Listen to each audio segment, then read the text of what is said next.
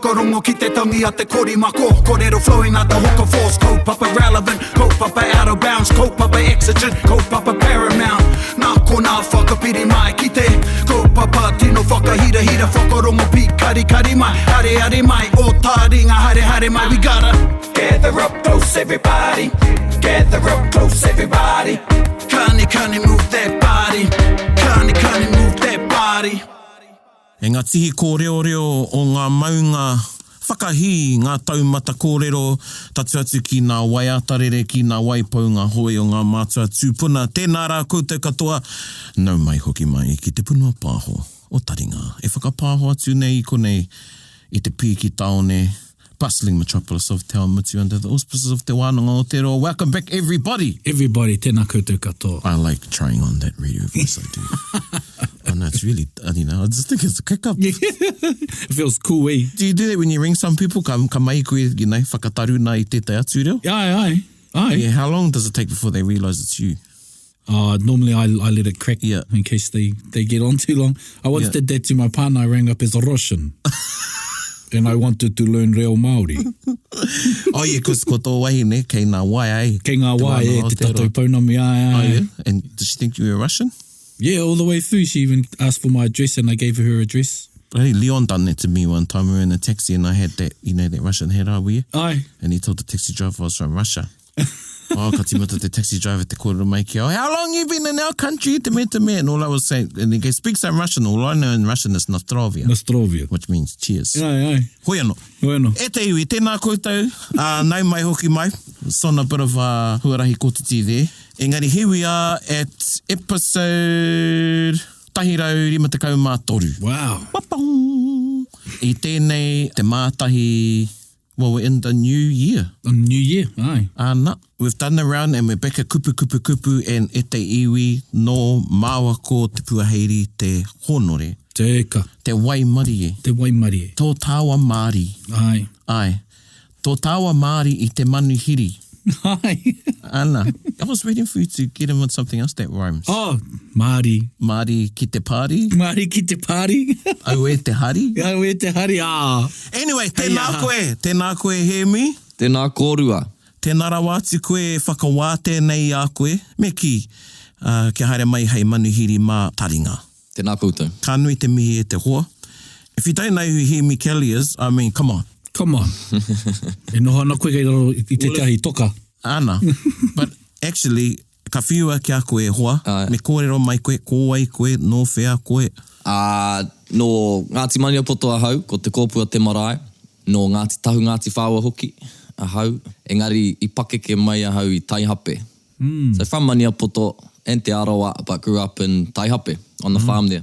Ui, I te pāmu. Kia ora. Ko Taihape te kamuputu nui o te ao? Aye, yeah. Gumboot capital. We even have like a throwing competition every year. Aye. I remember watching it on Country Calendar. Country Calendar, yeah. Now, okay, hear me. Nā te panekiretanga I mohio ai tāua ki a tāua. Maybe he came to a kura reo. Yeah, maybe. But nā te panekiretanga I tino mohio haere ai tāua ki a tāua. Yeah. Engari, kōrero tia mai tō huarahi I roto I te reo. Ai, kia ora. Ka reo I tupu I roto I te reo. Like, there was not really any reo at home, just little bits and pieces. And I think like primary school, I remember that I went to a small country school, but I remember there was like 5 of us Māori who would get taken out of class like once a week and have like an hour reo class with one of the matua who would come in, which, I don't know, I think that's where it all started. Yeah. Knowing that we were a little bit special. Just the Māoris had that. Bit of language segregation going on. Yeah, language segregation. But that happened a lot. Yeah. When it was just normal for that time. Almost a paternal approach, eh? You need a bit of fostering. That was like 25 years ago. Yeah, it's like the reverse of when we had religious instruction in schools. Yeah. The ones that got removed from class didn't agree with the religious instruction. Yeah. So it's a bit okay, so this matu would come, take you out of the room. Yeah, and I think it just started there, and then I carried on learning at high school and did a few courses along the way. A lot of informal learning, a lot of self-directed study. But But probably the turning point was te pīnakitanga ki te reo kairangi. That was the pilot year that ran in 2009. A wānanga program. A wānanga program, wow. Wānanga program. Leon Blake was the tutor. I think that's when it really started, my reo journey. Kia ora. Kia ora. It catapulted you. Catapulted to Aye. kura reo and then... And you're he kaimahi koe o mua, ne, no te wānanga. Yeah, I was a kaiawhina in Tam. Te ara reo Māori. Te ara reo. Wow. About 3 years, 4 years. Papai oia. So while you're thinking about that, your journey, and here we are, Yeah. because I've skipped a bit. So now I'm going to come back to where I should have went. Aye. But I'm allowed to. Yeah. Kia tātai te mana. Aye. Before we continue on a bit more, how tētahi kiwaha? Tētahi ki waha. Engari tēnā. Engari tēnā. Engari tēnā. Engari te. Engari tēnā. I think I heard this first with Timoti. He was talking about, I think like his watch or something. Mm-hmm. You know, there was 2 watches. Yeah. E ka mea ia, engari tēnā I tēnā. You know, engari tēnei I tēnā. Ah, yeah. He pai ake tēnā. That's better. Yeah. Engari tēnā. Oh, okay, so you can say, oh, pai tēnei ahikrimi, engari tēnā. On the other hand, that one, Maybe like someone comes out and they got a shirt on and you're like, oh, me haere koe ki te ku I tētahi atu hāte. Yeah. Ka puta mai te tangata and you go, engari tēnā. yeah. Yeah. Lots of different contexts though. Aye. Yeah. Yeah. A little bit different to kangangaro. Aye. Ka ngangaro is like, Well, that's better. It's an improvement. Yeah. Yeah, that's more like it. Yeah. oh, similar. eh? Yeah. Yeah. There you go with iwi, engari tēnā. Engari tēnā. So as you were going through your, and you know, we play a little game, we try and use that kiwaha through the kōrero and we usually murder it. Yeah. And confuse the listener. So you're going through life and, you know, and then there was this huarahi here and then there was the huarahi o te reo and you thought, Engari tēnā. Engari tēnā. I lined you up for that one. Thank you, Ray. So pīnakitanga. Yeah. And then kaiawhina, te ara reo Māori. And then, Kura reo. Started attending kura reo. Did that for, 3-4 years. And then panikiretanga. But I mean, there was a lot of, like I was saying, informal self-directed learning. yeah, Once you get on that huarahi, you meet people, Yeah. you know, and then all that learning happens just through kōrero and listening Kia ora. and being around people speaking. And I was going home more, engaging more with my marae and wanting to connect more with kuia and koroua back home, and all of those things started to happen. So there was all sorts of ways of learning, I suppose. Yeah. But that formal learning as well was key. Te pīnakitanga. yeah. Started there, I think. Yeah, everyone's like, there's not one way I roto I te reo. Yeah. Yeah. When people are starting off, they're sort of like asking for tips or, any whakaaro. And, it's an adventure. I call it an adventure. And everybody's journey, the journey can get overdone. Like, Yeah. I'm on a journey. Yeah. But The it journey, is. yeah. Yeah. It's But different. It's different for yeah. everybody. And the journey, it's romanticized because it's easy to look at it in hindsight, whereas it's a rocky road, and some, as you said, self-directed. It's a lonely path, and it's like anything. I guess, say if you're into gardening, you put yourself where gardeners are. You put yourself in the garden, and you find things yourself, and I guess it's the love of it that drives you more, because there's no real tips. The tips are commitment and passion, or what you want to, how much you want to learn it. Yeah. I think you end up falling in love with it, eh? Yeah. That was the case for me. Yeah. And the ones who seem to stick at it fall in love with te reo. Yeah. Thick and thin too, eh? Yeah. Love-hate relationship. It is. Yeah. It's a love-hate relationship. Kuna te tai kōrero i nei nā wā kahariki, nā wānanga, i nei aroha ana ki te reo, engari, like, te whakaora i te reo.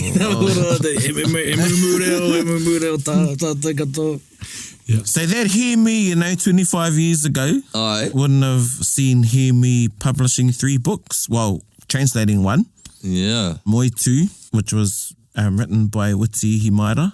Kia ora. So maybe a little kōrero about that. Oh, that was, how some things fall into place. So I went to see Witi.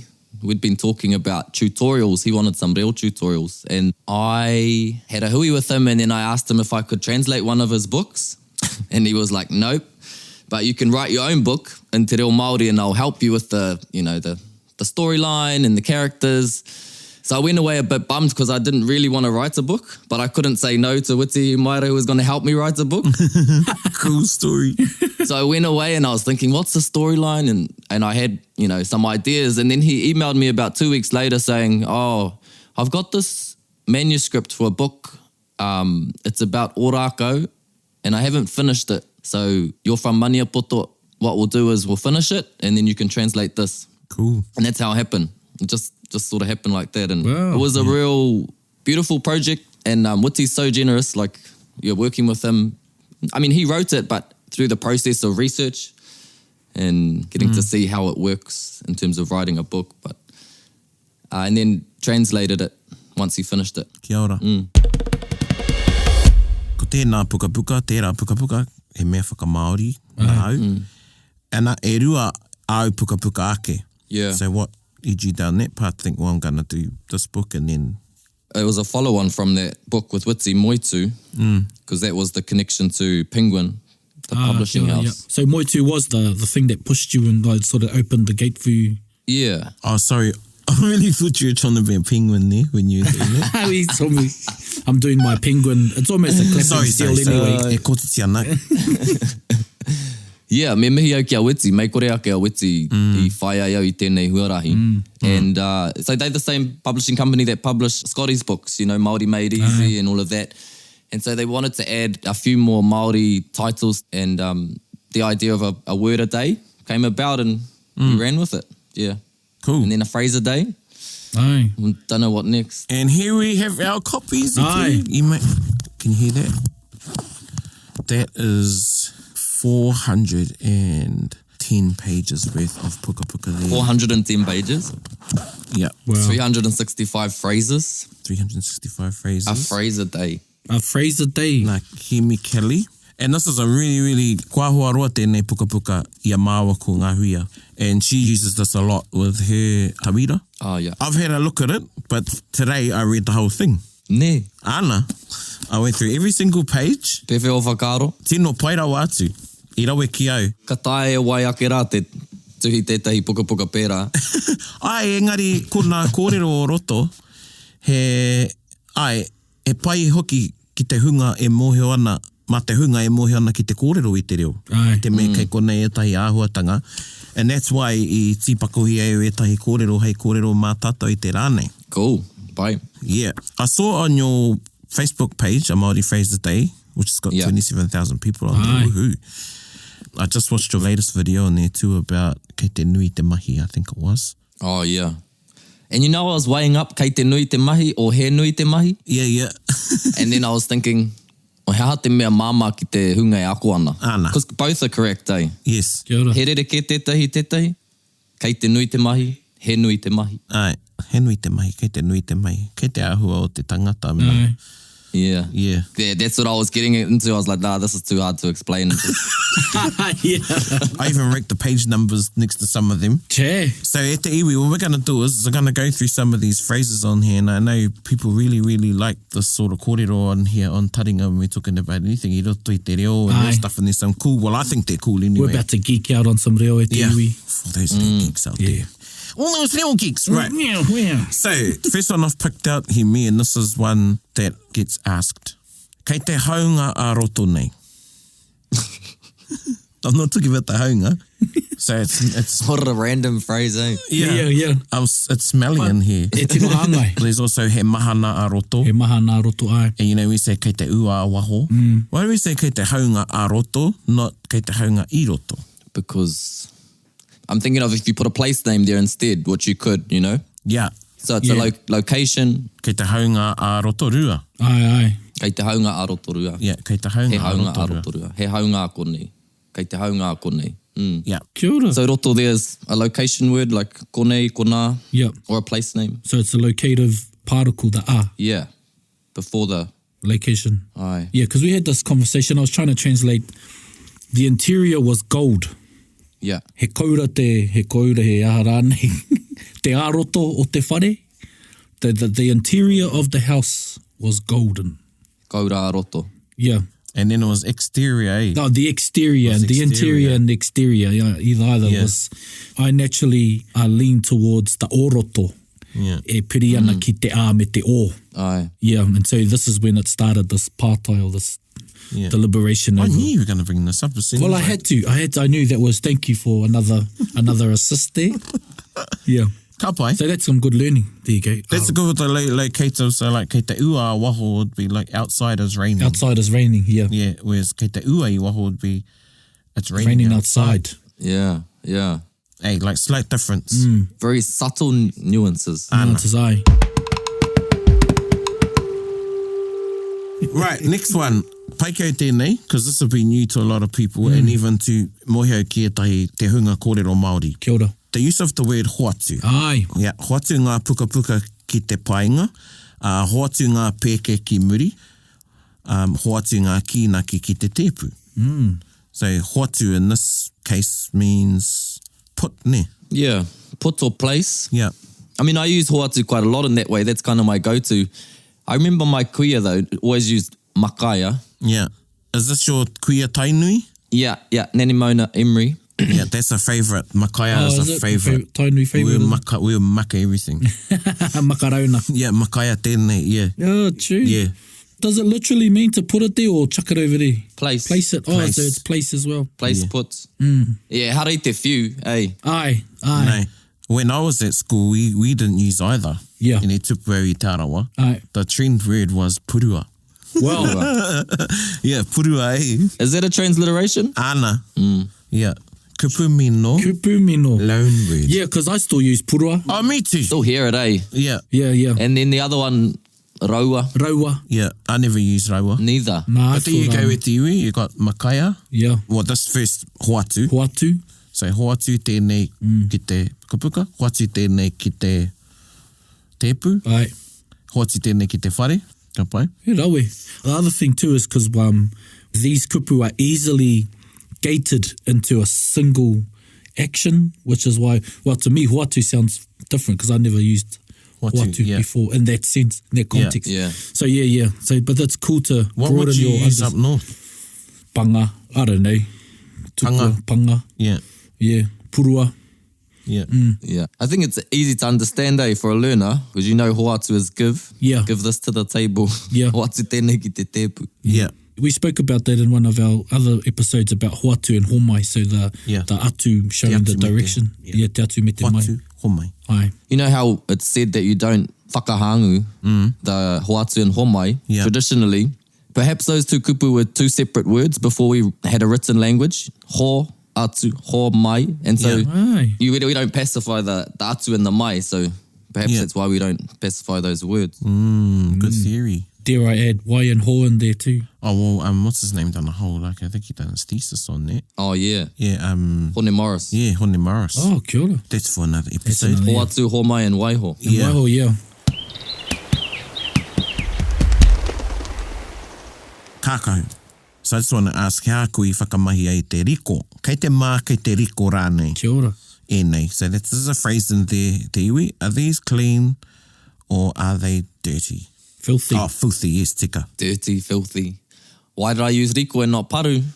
Aua.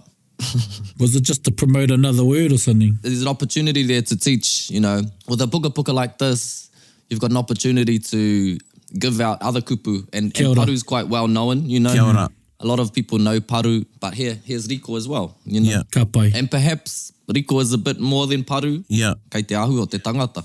Ana. Well, I learned, i kaha ake taku whakamahi te riko nā tīmoti. Oh, ne. Kupu yeah. riko. Aye. Because he uses riko all the time. Yeah. Kia ora. Mo te paru. Ana. Mo te paru noio. Yeah. Well, gee, riko, I think anything's filthy to him if it's not to his standard. Aye. So he riko. Pai kei tēnei, te ara poka, whaia te ara poka. Kia ora. I ngā wā katoa. Inga whakatoa. Take the shortcut. Whaia te ara poka. Whaia te arapoka. Yeah. I remember learning ara poka off Leon. For shortcut. Yeah. Do you remember certain times when you learned certain things? Yeah. Yeah, it's a memory association. That's how Yeah, you remember it. You're like, oh, yeah. And then you replay the... Yeah. Yeah. Well, yeah, so like one word like that for me is hāneanea. Oh, So yeah. I didn't know what hāneanea was. And i te hoki atu mātou, i tō mātou waka i te panekiretanga ki te kāinga. Aye. And he wahua Timoti and he goes, kei te hāneanea, don't know. And my thing with Timoti, if it sounds cheeky, or otherwise, I disagree. Oh, yeah. If it sounds, depending on the tone, Yeah. I'll agree. I was like, you know, I didn't know what aniene was. Pika ke taku waia, ka tira, Yeah. quite comfortable. Comfortable. Tēnā Yeah, koe. yeah, yeah. I know, I just like that. I just think I Yeah. put that out. It's not like my moment or anything. I just like that arapoka. I like Aropoka, yeah. I like arapokas too, Yeah. Yeah. in general, shortcuts. Yeah, I live by Aropoka. Is there a kupu poka? Yeah, well, I was going to ask, what's poka? E and kōrero it's- poka tēnei? Yeah. Because I know to say, Koe- koe haere poka noa. Poka noa. Yeah, rere ke te rā, Yeah, engari, yeah, yeah. he kupu poka tēnei. Hea te tikanga o tērā, Yeah. It's a short way of saying something. kupu poka. He rerenga Kōrero poka. poka. He kōrero poka. Yeah, He rerenga kōrero poka. Kōrero poto. Yeah, kōrero poto. Wow, huarahi poto. Ai. See, for me, when you hear shortcut, and that's what I think of, he rere ke te arapoka i te, because I used to say arapoto, huarahi poto. Ai. He rere ke tērā. Ai. He ahua o te ara. Yeah. Yeah. I think it's a good thing to have a wānanga about. That's Yeah. why I put it in there. Yeah, aye. Yeah. And at iwi, we've got all these hand gestures that fill in a lot of gaps. So, I'm actually forgetting you're out there listening to us. So. Hey, aha, Maku. Ai, I know you're having a good time.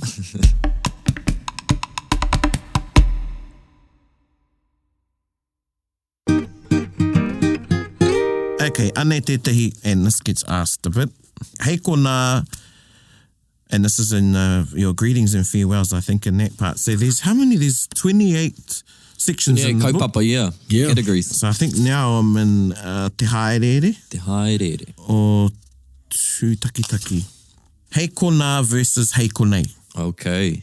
I remember learning this. I remember not thinking there was a difference, you know? Yep. Yeah. Yep. And just recently I get these little reminders, like I had a Skype hui with Pania last week, and we had organised to meet on Skype or Zoom that following day.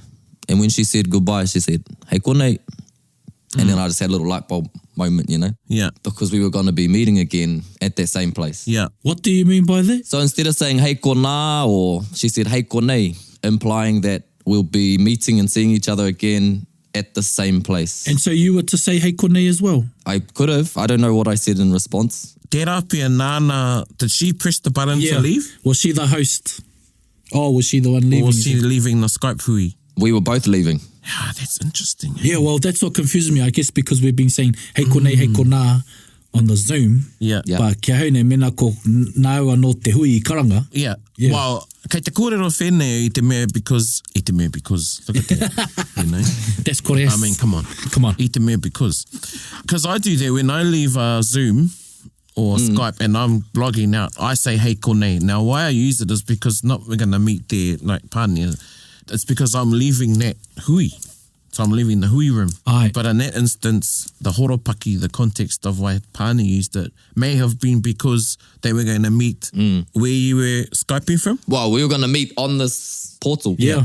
I was saying to Te Puaheiri before I was at Wakahuia practice, and then I left and I said, hey konei, and they all said, a lot said, ka kite anō, tarara, and Uncle Pub goes, ko te whakauti tika, hey kona, Kia ora. when I left. Oh, ne.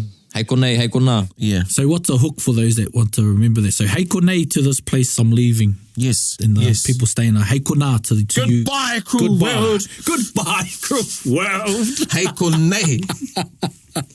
But then it's interesting, eh? The ones staying say hey kona. Hey kona. It's like, If you're leaving, would you say hey kona? no. No. I thought that was safe. Like the safe one. Hey kona. Well, there you go. Well, I've never used it leaving. I always use hey konei. When I leave, Yeah. Hey konei ra. yeah, hey konei. Yeah. Kaho. That might be a way out of the wiki. Kia ora. Just putting it in there. I feel like I need to look into like the Māori newspapers now. Yeah, tika. So for the real geeks, is that where you go to get some confirmation? Sometimes I do, yeah. Like if, you know, we've got Timoti and other exponents, Praonik, Loin, Pania, Papa. And I often go back into the newspapers and do a word search if Yeah, I'm kia unsure ora. on how to use a certain word or Yep. want to look at the context in which it's used. Yep. And the last one I did, I was looking at kua mutu, Aye. kua mutu au, because it came up on the page. I was saying, no, kei te pai tērā, kua mutu au.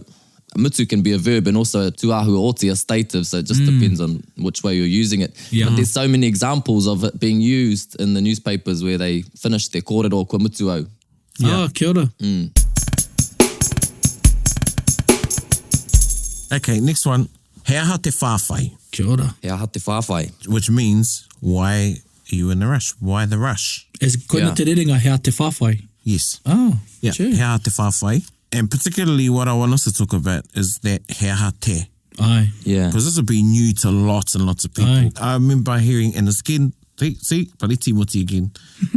Yeah. I heard him use it. Yeah. It's like, he aha te pātai. Yeah, hea te pātai. Yeah. Which means, why are you questioning this? He aha te pātai. Yeah. Like, he aha te haere ki Tāmaki. Ah, Which means, why are you going to Auckland? yeah. Why are you going to Auckland? Why the trip to Auckland? You know, it's not something that's generally... No, it's we're not. actually going to have an episode here me on pātai. Yeah. You know, koene tētahi. So would you translate he aha te whawhai to why the rush or what's the rush? What's the rush? What's the Yeah. rush? What's the rush, people? He aha te whawhai. What was your one? He aha te haere. Aye. What's the reason for going to Tāmaki, I guess? Yeah. Oh, yeah. Yeah. Yeah. Hea te haere ki Tāmaki. Yeah. Yeah. Well, you'd hear hea te mate. Like, what's the problem? Yeah. If you were to say to someone, e ako anei te reo anei, they got conversational. Yeah. Ki koe ki a rātai, hea te haere ki Tāmaki. They're like, hey. Yeah. No, you're right. Because he Yeah. verb te haere, he Yeah. state of te mate. And hea te mate is something you hear what's a bit more common, I guess. Aye. And you'd catch quicker than... It's quite a simple sentence though, isn't it? Yeah. He rerenga poka. Koe nana mea tāhua. Aye. Engari tēnā. Engari tēnā. Engari tēnā. Pai tēnei, kei a koe tētahi pene versus he pene tāu. Yeah. Choice. It's no like choice. Yeah. What's another example of kei a koe? Kei konei, kei a koe. So we're talking about the location again. You know, kei a koe. Do you have something on you versus do you own something or do Do you have any? Yeah. you have something perhaps in i roto i tō ao, in your world, perhaps not on you at the moment. So yeah, kei a koe tētahi waia, kei a koe tētahi pene. I think the good example, like the example when I teach this is as you don't say to people, kei a koe tētahi kōtiro. Yeah. Yeah. So when we want to ask about whānau, do you have a, we Yeah. want to use he Yeah. tamariki au, kōtiro tāu. Yeah. To get that point across of position on me now and Position, yeah. ownership. Yeah. Yeah. So, yeah, position versus location, eh? And the kei a koe Yeah, me that's te- right. Yeah, location. Yeah, that's e the mea, key. e mea Yeah. o. Location. Yeah. Yeah. Right, pai tēnā, kei Pai. a koe. I don't think that was a whakamarama poka. That was a whakamarama roa. Well, e marama ai ki ngā mea poka. Me marama ki te mea roa. Nei, pai tēnā, Yeah. because I know that koena tētai ka puta haere Aye. i ngā tauira. Aye. Yeah. What would you use for like whakaro?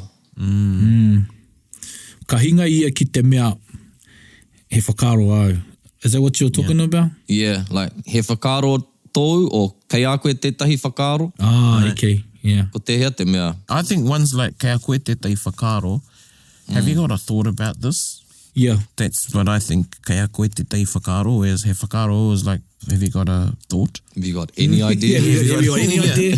Well, so you saying kei a koe he whakaro mo tēnei kaua, as it's implying that have you ko whakaritea kētia e koe tētahi whakaro mo te... Is there something that you've brought Yeah, to the table. to the table? I know a lot of people will be listening, they'll be going, oh my God. Yeah. Welcome to our world. It's a love-hate relationship, I tell you. Step on in. Yeah. I think I just normally say he whakaro tōu though. Hey. Yeah. Yeah. Yeah, hoi anō. Okay, hoa mau. So, e rua pia nā wā kei roto i te puka puka nei. I mau mai koe i o kai i tēnei rā. Did you bring your food today? And the other one is I mau mai koe i te rārangi kai. I mau mai koe i te rārangi kai. Yeah, did you bring the menu maybe? Ah, yeah. Yeah. I didn't write the English down in the section because I was just going through the book going, oh, this is a good one. to Yeah, talk yeah. about. Now, moho, some will be thinking, why are you saying I mau mai? They'll be saying, well, isn't it mau I a koe? Ah, here we go. Oh, yeah. And the difference between mau koe I o kai tēnei rā and mau Yeah. ki. Kia ora. Mau koe ki o kai. Yeah. Like hold on to. Yes. Gee, you can see how it's confusing, eh? Yeah. Yep. And then mau as a stative is I a koe. I But a that's koe, court. Court, yeah, Yeah, to be that apprehended or... Yeah. Ko mau i a koe te kōrero. Yeah. So mau, carry, caught, hold on to. Yeah. It's that same thing with mutu. Like kua mutu au, or kua mau ahau yaku kai. So many of our kupu fit into different word categories. Yeah. You know, like ora is a noun, a verb, and a stative. And so it just depends on how you're using that kupu, like mau. So give us an example of one of each, just for our more ngai Mau? tangi. Yeah, one of each. So that kōrero you said, kua mau mai koe I o kai. Yep. Have you bought your food? Mauki. Yeah, what's this moki witchery? Kia mau tō ringa ki te aka matua. Oh, okay. So hold on to, eh? Hold on to. Yep. Aye. So let's hold on And to. then kua mau ia hone te ika. Yeah, caught. Caught. And that's the stative.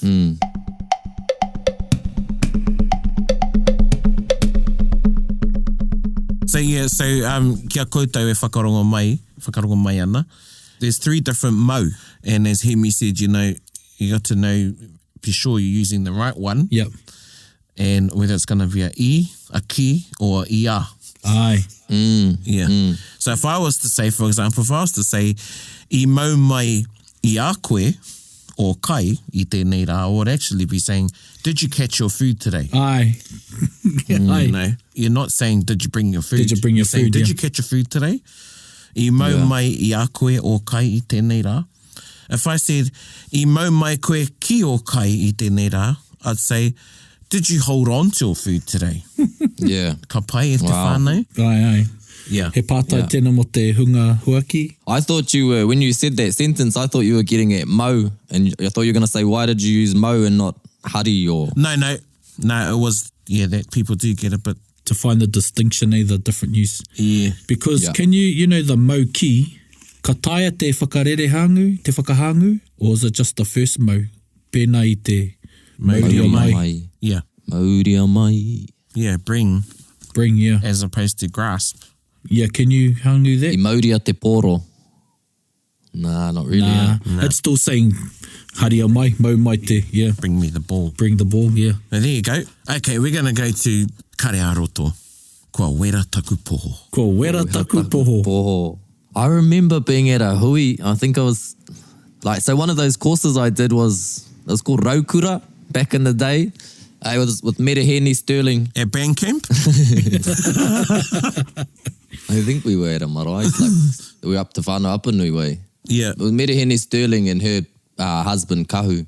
And he had said it, or the old fella Henari Green had said it, who used to come with us on our trips. Yeah. And I was like, that's cool. You Yeah. know, made sense straight away. Ko wera taku poho. He was telling a joke, I think. Yeah. And I just wanted to include that, some things like that you don't really hear Yeah. a lot, you know. What's the translation? I'm turned on. I'm turned on. Yeah. Excited. I'm excited. Engari, Yeah. he ahi wera ai te poho. Well, he kōrero anō tērā. Aye, It's aye. up to you. It's whatever turns you on. Why not tētai atu wahanga e wera ai? And no, I think it's that sensation you get. Aye, aye. When I read that, Henry, I thought, well, I could be a te reo speaker just by learning a phrase a day. And I read that and I came up with this. These are all phrases that I've put together. Katia ngā ārai, kaua e noho, he mahi tau, me tipi te pātiti, kuhuna he pōtai, e piki I te rākau, hoki mai ki roto. That's a story. There you Yeah, go. there you go. You can do that, Etui. Just go, you got to pick 3 pages and make up a sentence. That's a pretty- cool idea. That's a cool game. Yeah, it's a cool idea, yeah. Ngari tēnā. Hey, engari tēnā. Ana whai, karepi, I tika taku whakamai I tērā I tēnā horopaki. Yeah. He nui te homai. E nui te Aye. homai. E nui te homai. Yeah. E nui te Tēnā homai. koe, he nui te homai. Yeah. Koe rā tāna iki ai. Sorry, couldn't help myself. But that's another Timoti one, eh? Yeah. He nui te homai. Oh, e mihi ana koe ki... I was at the same time. Aye. Yeah, but now you can explain it. Oh, that's a versatile phrase. Could use that in a lot of different kaupapa. You could. Yeah. Yeah. I think I've heard it used mostly with kai, he nui Yeah. te homai, a Yeah. generous serving. But you could be like, he nui te homai a Timoti, ki te ao Māori, ne? Aye. And even the contribution that may not be welcomed, like, you've done enough. He nui tō homai. He nui te homai. Yeah. Yeah. Like that's too much. Yeah, yeah. Koe nā e tai o ngā kianga e te whānau. Aye. And I had another 10 here, but ka nui tēnā. And that's also in the book, ka nui tēnā. Ka nui tēnā. Ka nui tēnā. Heaps of cool ones in there. So where can you buy your puka puka, Hemi? You can buy it at most bookstores, Te Warewhare, Wickles, Paper Plus. That's when you know you've made it, when it's at the warewhare. Right, as. Or you can buy it online. And I think the ebook is like only $5, you know, so you can buy the hard copy or you can get the ebook for like next to nothing. So, yeah. Hey, kōrero whakamutinga au, Hemi? Got any last closing things to say ki ngā kaiwhakarongo 50 mano o Taringa? Wow. 50 mano. Kia kaha te kōrero Māori. Kia kaha te kōrero Māori. No matter how little, you know, it's just using what you know and practice. We were talking earlier about that journey. Yeah, I think the people who I witness, I suppose, succeeding in this journey are those who like really immerse themselves in it and join in with the community, you know. Put yourself out of your comfort zone and kia kaha te kōrero Māori. E nā koe Hemi e mihi ana māua o tira Taringa kia koe I haere mai ki te kōrero mō, ki te kōrero anō hoki mō mahi roto I te reo. Moene puka puka hoki, me ki ngā kōrero toi nā puka puka. Nō rere mihi ana kia koe te hoa and e te whānau, find his Facebook page, Māori Phrase a Day. A Māori Phrase a Day. It's got some cool videos up there too. It reminds me, I need to do one. Ka pai, maybe a popo. Ko te tūmanako ka kōrero anō tāua tātou a tōna wā. Ia Taringa. Yeah, me hono mai anō. Ngā mihi nui kia kōrua. Tēnā koe. Tēnā kōrua. And I think our way out is going to be from the Pātea Māori Club. Hei, konei rā. Whakarongo mai e te iwi. Hei konei rā, ka hokia, ki te kāinga e. Tēnā te wā, a ki te anō, tātou, ia tātou,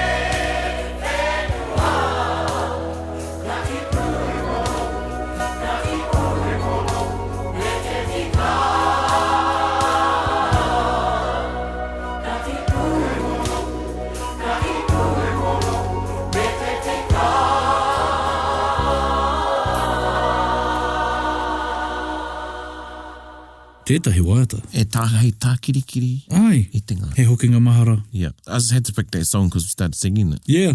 Yeah, it was either that or Hei konera e te iwi e no ho iho, but no, it was Hei konera. We used to use that song for when people were going to sleep early.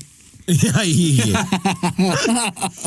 Yeah. When we go overseas, when we've been overseas in ngā haerenga o te Panekiratanga, that's like the song we sing when we leave. Oh, che. Yeah, and Timothy likes us to sing it to try and make everybody cry. Yeah. And he ends up, having a bit of Having a bit of a, emotional- yeah.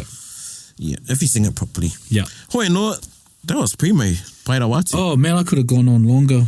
Me too. Well, as I said, these ones I picked out, these other ones, Yeah. and there were a whole lot more that I picked out. Yeah. Me hoki mai ia. Ana. But I think, kia koutou e hihi ana ki te pukapuka nei, it's, as I said, even for me as an advanced te reo speaker, Aye. I pai te pānui te pukapuka, Ai. I runga I te aha. Ki te tūhura I etahi atu whakaaro ki te reo. Tika. Yeah. Tika. Yeah. We had a good discussion on hoatu, kare koe kōrero pērā. Ai. Lots of things in there. Yeah. So get you a copy, and don't forget that the first book was a Māori word a day, and then this is the follow-up. And I think the other thing, the relevance, because there are different contexts, that he's grouped them in, like from the bedroom, greetings, kitchen. playground, the kitchen, swimming. Yep. And because as you're learning, and you'll find different scenarios, or different parts in the day where you go, oh, how do we explain this? How do we explain that? And of course, the small instructional language can be sometimes the most confusing on how you say it, as we talked about hoatu. And if you're raising tamariki ana, if you're raising tamariki in your... Or would you like, if you're raising tamariki, ana. Yeah. Mena e whakatupu ana koe I ngā tamariki e kōrero e whai ana I te reo Māori. Ko te reo mo te tamariki, ko te nuinga he reo tohu. A lot of it is instructional for kids, like how do you say that? How do you tell them to do this? Or, Yeah, so this is one of those books that can help you in that. Yeah. I'm going to buy this. Cool. Well, ko tātou tērā. Ai, ko tātou. E mihi tonu ana kia koe Hemi. Ai. We'll be putting Hemi's page up, and also primary for all 3 of the books that he's done on the Taringa page. He punua pāho hoki tāna. Yes, and he's got a punua pāho. I forgot to ask him. Yeah. Well, me hoki mai ia. Yeah. We didn't even, Me hona rānei māua tāua ki aia. Ana. Well, I've already been on, so I'll be going back on. So, Aye. it's been a bit like that. So, ko tātou tērā. Ai, ko tātou tēnā. A tōna wā. A tōna Wā wā. really, a tērā wiki. Hei ko nā. Look at this. Well, we could have got into discussion. The sign off on the email is hei ko nā mai rā. Ah, yep. Yeah. Hei So ko nā mai we'll rā. leave that to you. Yep. Te iwi. Hoi anō, e mihi ana kia koutou. I runga I ngā whakaaro nui ki tō tātou reo. Hei ko nā mai rā. Hei ko nei rā nei. Bit whakaronga pi kari kari. Gather up close everybody buddy. Taringa. Yeah, tahuri mai ki yo. Whakarongo ki te tangi a te kori mako. Kōrero flowing out the hooker force. Kaupapa relevant, kaupapa out of bounds. Kaupapa exigent, kaupapa paramount. Nā ko nā whakapiri mai ki te kaupapa tino whakahira whakarongo pi kari kari mai. Hare mai, o Taringa hare mai. We gotta gather up close everybody. Gather up close everybody. Kani move that body. Kani move that body. Taringa. He mea tuku